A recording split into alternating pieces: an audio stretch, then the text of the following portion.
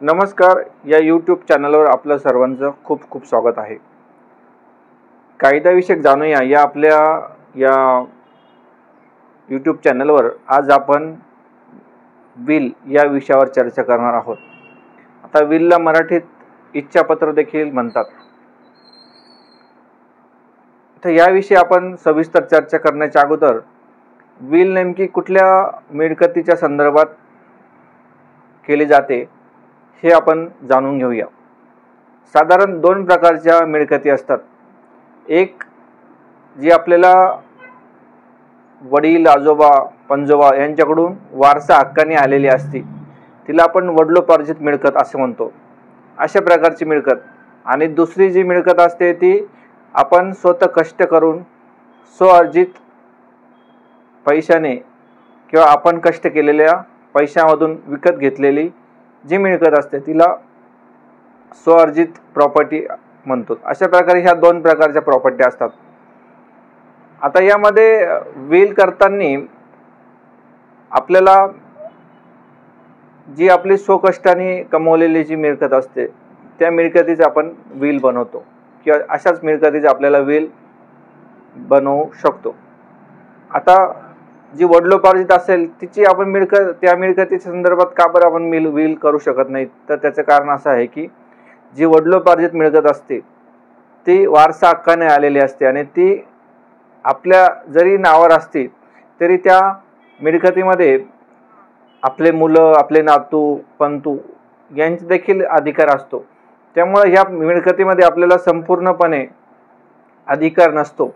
परंतु जी प्रॉपर्टी आपण स्वतः कमवलेली असते हे प्रॉपर्टी आपल्याला या प्रॉपर्टीचा विल्हेवाट लावण्याची पूर्ण अधिकार हा आपल्याला कायद्याने असतो. आता विल जी आहे विल ही कुठल्या परिस्थितीमध्ये करू शकतो? आता विल जी आहे विल करताना आपल्या मृत्यू पश्चात आपल्याला ती मिळकत कोणाला द्यायची आहे ही ठरवून देण्याचा जिवंतपणे आपण केलेला दस्त म्हणजे विल. आता यामध्ये विल जी आहे ही विल कार्यान्वित कधी होते किंवा एक्झिक्यूट कधी होते? तर ज्यावेळी आपला मृत्यू होतो त्यानंतरच ती विल जो दस्त आहे जो आपण नोंदवलेला आहे हा दस्त हा कार्यान्वित होऊ शकतो. आता यामध्ये सर्वप्रथम महत्त्वाची बाब म्हणजे विल ज्यावेळेस आपण बनवतो त्यावेळेस आपल्याला MBBS असेल किंवा MD डॉक्टरचं आपल्याला आपल्या फिटनेसबाबत सर्टिफिकेट घेणं आवश्यक आहे. आणि ज्यावेळेस आपण विल बनवतो त्यावेळेस आपली मानसिक, शारीरिक मनस्थिती ही चांगली आहे, योग्य आहे. विल बनवताना आपण जो दस्त बनवतो आहे त्यामधील जो मजकूर आहे तो आपल्याला आपल्या म्हणण्याप्रमाणे आपण समजून घेतलेला आहे, वाचून घेतलेला आहे आणि आपल्या मताप्रमाणे किंवा आपण सांगितल्याप्रमाणे तो तयार केला गेला आहे. यासाठी आपली मानसिक स्थिती योग्य आहे असा दाखला हा संबंधित डॉक्टरकडून किंवा MD किंवा MBBS डॉक्टरकडून आपण घेणं आवश्यक आहे. याचं कारण असं की जर भविष्यामध्ये आपल्या मृत्यूनंतर जर आपण सदर अशा प्रकारचं सर्टिफिकेट जोडलं नाही तर अशा विलला भविष्यात चॅलेंज होऊ शकतं. त्यामुळे विल बनवताना आपल्याला डॉक्टरांचं सर्टिफिकेट घेणं अतिशय आवश्यक आहे. आता विल ज्यावेळेस बनवतो त्यावेळेस दोन साक्षीदारांची देखील आवश्यकता असते, ते देखील महत्त्वाचे असते. बऱ्याच वेळा मृत्यूनंतर ज्यावेळेस ते विल कार्यान्वित होण्याची वेळ येते त्यावेळेस इतर जे वारस असतात किंवा ज्यांना असं वाटतं की मला ती मिळकत मिळाली नाही किंवा मला ती मिळकत मिळणं आवश्यक होतं असे जे व्यक्ती आहेत ते त्या विलला ऑब्जेक्शन घेऊ शकतात. त्यामुळे दोन साक्षीदार देखील या ठिकाणी महत्त्वाचे आहे. अशा परिस्थितीमध्ये विल बनवणं आणि ते कायद्याने टिकणं देखील महत्त्वाचं आहे. आता विल रजिस्टर करावी, नोटरी करावी याबद्दल कायदा काय म्हणतो ते देखील आपण जाणून घेऊया. आता कायद्यामध्ये विल बनवताना दोन साक्षीदारांसमक्ष बनवणं आवश्यक आहे. पण बऱ्याच वेळा त्या दस्ताला भविष्यात चॅलेंज होऊ शकतं, त्यामुळे आपण ती नोटरी करतो. आता नोटरीला देखील बऱ्याच वेळा चॅलेंज होऊ शकतं, त्यामुळे शक्यतो जी विल आपण बनवतो ती रजिस्टर डॉक्युमेंट करणं आवश्यक आहे. म्हणजे आपल्याला ते जो दस्त आपण बनवतो तो दस्त भविष्यामध्ये चॅलेंज होणार नाही. आता असा एक प्रकार आहे की आपण 2 साक्षीदारांसमक्ष तो दस्त म्हणजे विल तयार केली किंवा नोटरी विल तयार केली, तर अशा वेळेस चॅलेंज झाल्यानंतर आपल्याला ते कोर्टामध्ये जाऊन प्रोबेट किंवा त्याची सत्यतेबाबत कोर्टातून आपल्याला आदेश घ्यावा लागतो. त्यामुळे बऱ्याच वेळा अशा अडचणी येतात. त्यामुळे शक्यतो ही विल आपण रजिस्टर करणं, जे सब रजिस्टर ऑफिस आहे त्या ठिकाणी जाऊन आपण ते रजिस्टर करणं आवश्यक आहे. आता यासाठी स्टॅम्प ड्युटी लागते किंवा नोंदणी फी लागते, तर ती तशा प्रकारे कुठली लागत नाही, कुठलाही स्टॅम्प लागत नाही.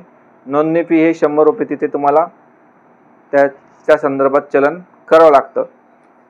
आता ज्यावेळेस आपण विल बनवताना कुठल्या प्रकारे काळजी घेतली पाहिजे, तर विल जेव्हा बनवतो त्यावेळेस आपली ती जी मिळकत आहे ती मिळकत, त्या मिळकतीच्या संदर्भातलं सविस्तर वर्णन आवश्यक आहे. म्हणजे भविष्यात जेव्हा विल कार्यान्वित होण्याची वेळ येईल त्यावेळेस ती मिळकत ती संदर्भात म्हणजे स्पष्टता नसेल तर ती कार्यान्वित होण्यास अडचण होऊ शकते. म्हणून जी मिळकत तुम्हाला विल द्यायची आहे एखाद्या व्यक्तीला, त्या मिळकतीच्या संदर्भात आपल्याला सविस्तर वर्णन करणं आवश्यक आहे. गट नंबर असेल, त्याचा एरिया असेल किंवा इतर ज्या महत्त्वाच्या बाबी आहे त्या घेणे आवश्यक आहे. त्यानंतर आपल्या बँकेमध्ये जर आपलं काही डिपॉझिट असेल, सोनं असेल लॉकरमध्ये किंवा बँकेमधील ज्या ठेवी असेल, शेअर्स असतील किंवा त्या संदर्भातले कुठल्याही आपल्याला स्थावर किंवा जंगम मालमत्ता आपल्याला जी कोणाला आपल्याला आपल्या मृत्यूनंतर द्यायची आहे त्या संदर्भात सविस्तर वर्णन घेणं आवश्यक आहे, जेणेकरून आपल्या मृत्यूनंतर ती कार्यान्वित करण्यासाठी अडचण निर्माण होणार नाही. आता विल बनवताना आपली वय, व्यवसाय, राहणार या संदर्भातली माहिती घेणं आवश्यक आहे. त्यानंतर आपलं एक हिस्ट्री त्यामध्ये घेणं आवश्यक आहे. त्यानंतर आपल्याला जे मुलं आहे ते मुलं किती आहे त्याबद्दल माहिती देणं आवश्यक आहे. नसेल मुलं तर त्याबद्दल नाही घेतलं तरी चालेल, पण असेल तर त्या संदर्भात त्यांचे नावं घेणं आवश्यक आहे. त्यांच्या छोट्याखानी हिस्ट्री त्या दस्तामध्ये घेणं आवश्यक आहे. आता विलमध्ये आपण कोणाच्या फेवरमध्ये देत आहोत आणि कोणाच्या फेवरमध्ये का देत नाही या संदर्भात देखील टाकल्यास त्याच्यात हरकत नाही. आपल्याला एका मुलाला द्यायची आहे तर ती आपण का देत आहोत आणि एखाद्या मुलाला आपण ती देत नसेल तर ती का देत नाही, त्या संदर्भात देखील आपलं मनोगत टाकल्यास त्यात कुठलाही अडचण येऊ शकत नाही. आता एका मिळकती संदर्भात पहिल्यांदा आपण एखादी विल बनवली आहे आणि त्याच मिळकती संदर्भात जर दुसरी विल तयार केली आहे तर त्या संदर्भात अडचण निर्माण होऊ शकते. जर आपण एक मिळकती संदर्भात पहिल्यांदा विल बनवली आहे आणि ती एखाद्या व्यक्तीच्या नावावर केली आहे की माझ्या मृत्यूनंतर ती मिळकत त्या व्यक्तीला मिळावी, आणि त्याच मिळकतीच्या संदर्भात जर पुन्हा आपण दुसऱ्या व्यक्तीच्या जर नावावर करण्याबाबत त्या विलमध्ये आपण मेन्शन केलं आहे तर अशा वेळेस अडचण निर्माण होऊ शकते. मग अशा वेळेस आपल्याला ज्यावेळेस आपण शेवटची जी विल बनवतो त्या विलमध्ये आपण असं टाकणं आवश्यक आहे की मी यापूर्वी जी काही विल बनवली असेल ती विल रद्द करण्यात यावी आणि ही जी शेवटची माझी जी विल आहे तीच कार्यान्वित करण्यात यावी असे आपल्याला टाकणं आवश्यक आहे. किंवा आपण एखादी विल एखाद्या मिळकती संदर्भात बनवली आहे आणि ती विल बनवताना त्या एकाच मिळकतीच्या संदर्भात आपली इच्छा व्यक्त केली आहे की माझ्या मृत्यूनंतर ती मिळकत कोणाला मिळावी. आता आपल्याकडे दुसरी एखादी प्रॉपर्टी आहे, पैसा आहे, सोनं आहे, म्हणजे जंगम मालमत्ता आहे, ती आपल्याला त्याबद्दल पहिल्या विलमध्ये उल्लेख केलेला नसेल तर मग अशा वेळेस आपण पुरवणी इच्छापत्र देखील तयार करू शकतो. अशा प्रकारे आपण व्हील कशा प्रकारे बनवली पाहिजे किंवा त्या संदर्भात कुठल्या आवश्यक बाबी करणं आवश्यक आहे हे देखील आता आपण या व्हिडिओमध्ये जाणून घेतलं आहे। आता यामध्ये विविध मृत्यूच्या संदर्भात विविध सेक्शन हिंदू सक्सेशन ॲक्टमध्ये दिलेले आहे किंवा इंडियन सक्सेशन ॲक्टमध्ये याबद्दल अनेक तरतुदी दिलेल्या आहे की विल कशा प्रकारे कार्यान्वित करण्यात यावी, विल संदर्भात कुठले नियम आहे हे या कायद्यामध्ये दिलेले आहे। तर आज आपण या व्हिडिओमध्ये विल संदर्भात थोडक्यात माहिती जाणून घेतली आहे। हा व्हिडिओ जर तुम्हाला आवडला असेल तर तुम्ही लाईक, शेअर, सबस्क्राईब नक्की करा आणि अशाच प्रकारे कायद्याविषयी आपण पुढील व्हिडिओमध्ये देखील माहिती जाणून घेणार आहोत। धन्यवाद।